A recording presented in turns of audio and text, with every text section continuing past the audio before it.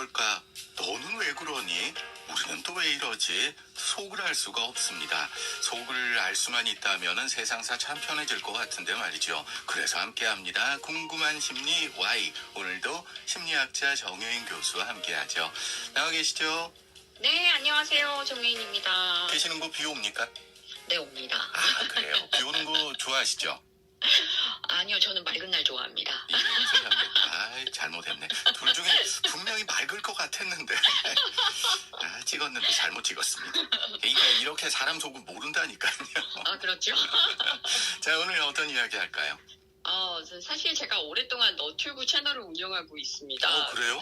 네, 별로 재미가 없는 콘텐츠를 만드는 탓인지 언제나 좀 조회수는 신통치가 않습니다. 예. 네. 근데 그 중에 데이트 폭력에 대한 콘텐츠를 생각보다 좀 많은 분이 보셨다는 걸 알았습니다.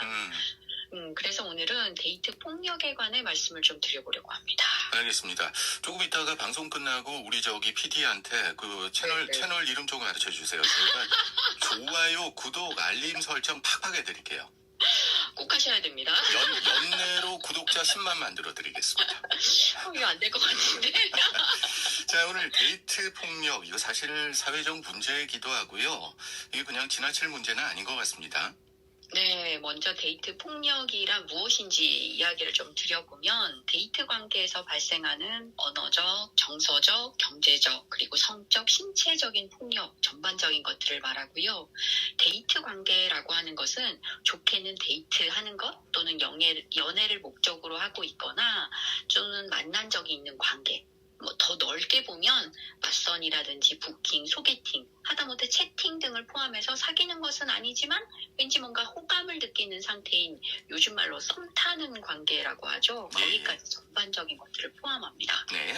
네, 2022년에 경찰청 자료를 따르면 2021년 데이트 폭력으로 형사 입건된 건수가 1,554건이었고요. 2020년에 입건된 것은 8,982건이었어요. 그러니까 한 18% 연간 증가했다고 보시면 됩니다. 또 피해 빈도에서는 남녀 간의 차이는 생각보다 별로 나지 않지만 피해 수준에서는 남성보다는 여성이 병원 치료를 받아야 할 만큼 신체적 외상을 경험했다고 말하고 있고요. 또 강한 심리적인 상처를 받았다. 이렇게 좀 보고되고 있습니다. 2020년보다 이제 점점 증가하는 거는 만남이 늘어나는 또는 만남의 기회가 많아지니까 그런 거 아닌가 싶기도 하고요. 남녀 간의 차이가 피해 빈도에서 별로 없었다. 이것도 눈에 들어오고, 근데 역시나 물리적으로 여성이 남성보다 자기 방어력이 떨어지니까 이런 것 같아요. 피해 같은 경우는요. 네, 맞습니다. 일단 연인 관계에서 발생하는 폭력이라고 하는 것은 연인이라는 굉장히 좀 더 친밀한 관계에서 발생하기 때문에 사실 겉으로는 잘 드러나지 않는 경우가 많고요. 피해가 일어났어도 또 관계를 계속 지속하고 있으면 폭력이 지속되지만 이 강도나 유형이 굉장히 다양해지기 때문에 더 위험한 상황인데도 잘 또 보이지가 않는 거예요. 그래서 피해자가 더 위험한 상황에 부닥치게 될 가능성이 높아지게 됩니다. 사실 데이트 폭력의 피해자들은 화를 내거나 분노하거나 슬퍼하거나 불안해하거나 하는 부정적인 정서 반응을 경험하게 되고 또 외상후 스트레스 증상들을 경험하기도 합니다. 데이트 폭력 피해를 경험한 여성의 한 32%에서 74% 정도가 우울증이 있다라고 얘기하고 있고요. 성적, 육체적인 피해를 겪을수록 불안과 우울을 겪을 가능성이 점점점 높게 나타나는 것으로 보고되고 있습니다. 그러게 말이에요. 우리가 어떤 폭력이건 경험하고 나면은 후유증이 있을 수밖에 없단 말이에요. 근데 데이트하는 상대는 일단은 신뢰하는 상대였잖아요. 그렇기 때문에 후유증이 더 심각할 것 같아요. 네, 사실 좀 더 안타까운 것은 가정폭력을 목격하면서 자라난 성인이 자신의 가정을 꾸리기 이전, 그러니까 데이트하는 과정에서 폭력이 발생할 수 있다는 것입니다. 다수의 연구에서 가정폭력을 목격하는 경험과 데이트폭력 가해의 관계에 대해서 유의한 상관관계가 있다라고 얘기를 하고 있고요. 폭력을 목격하면서 자란 자녀들은 결혼 전에 데이트폭력의 가해자가 될 가능성도 높아집니다. 그리고 데이트폭력 가해자 중에 한 30% 이상이 부부폭력을 목격한 자녀로 보고되고 있기도 합니다. 그러니까 과거에 성장하면서 폭력을 목격하거나 직접 당한 아동이 성인이 된 이후에 가정 내에서 가족 간 갈등 상황이 생겼을 때 갈등을 대처하는 전략으로 성장기에 영향을 받았던 어떤 공격적인 행동을 선택하게 된다는 것입니다.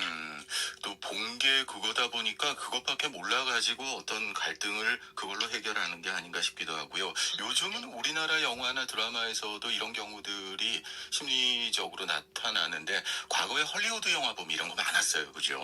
맞습니다. 예. 이렇게 직접적으로 폭력을 경험하는 것과 폭력이 행사되는 것을 목격하는 것 사이에는 조금 더 다른 인식이 생겨날 수 있습니다. 네. 폭력을 직접 당하게 되면 폭력의 부정적인 면을 먼저 인식하게 되지만 폭력을 목격하게 되면은 폭력을 통해서 자신이 원하는 것을 획득할 수 있구나 하는 폭력의 수단성을 먼저 인식하게 될 가능성이 높아집니다.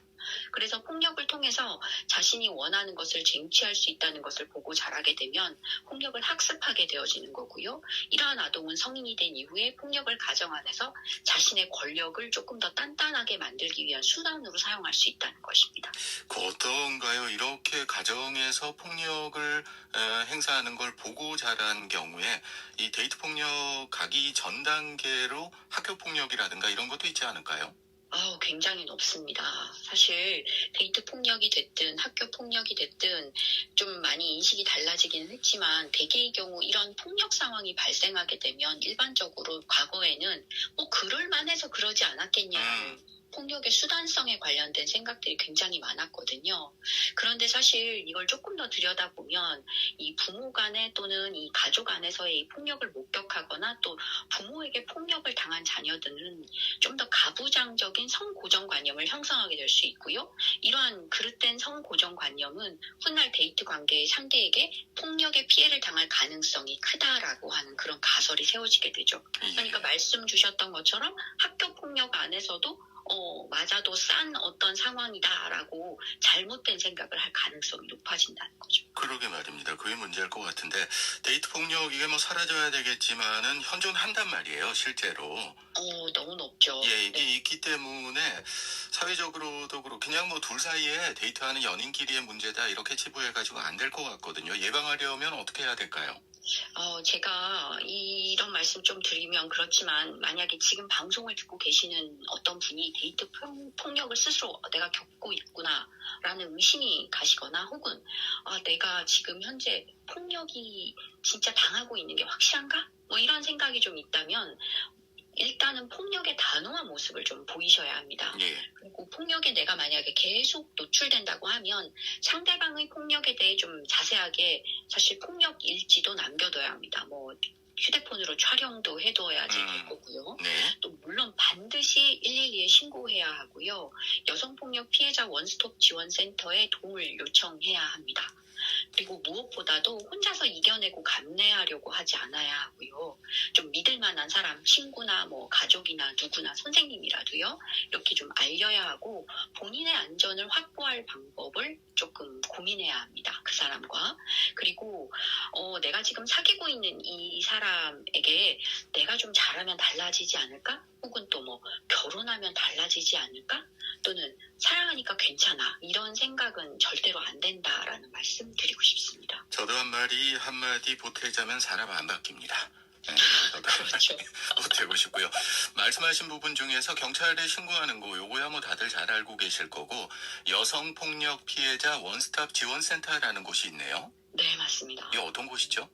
네, 여기에 일단 폭력으로 신고되게 되어지면 사실 112에 신고되어져도 이 피해자 원스톱 지원센터로 넘겨지게 됩니다. 네. 그렇게 되면 일단 폭력의 가해자로부터 이 사람을 안전하게 보호할 수 있는 어떤 장치가 마련이 되는 거거든요.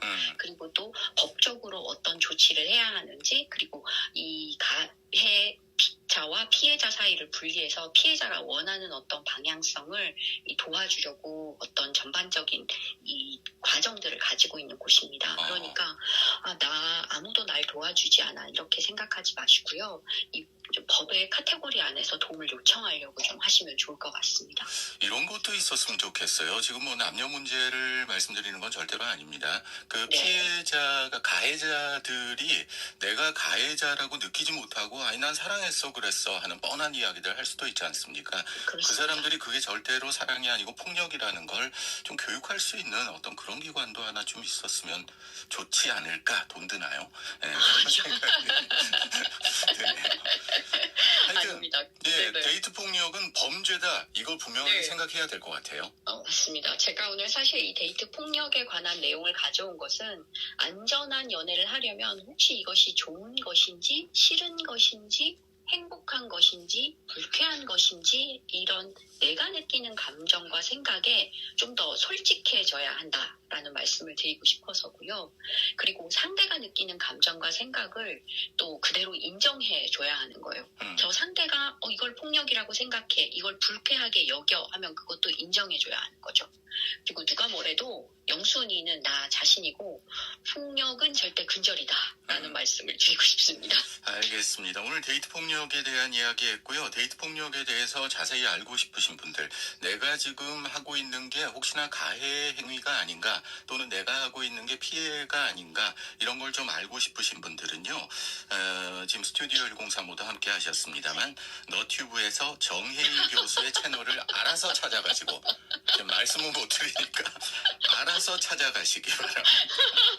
자, 오늘 궁금한 심리 Y 심리학자 정혜인 교수와 함께했습니다. 오늘 감사합니다. 네, 감사합니다.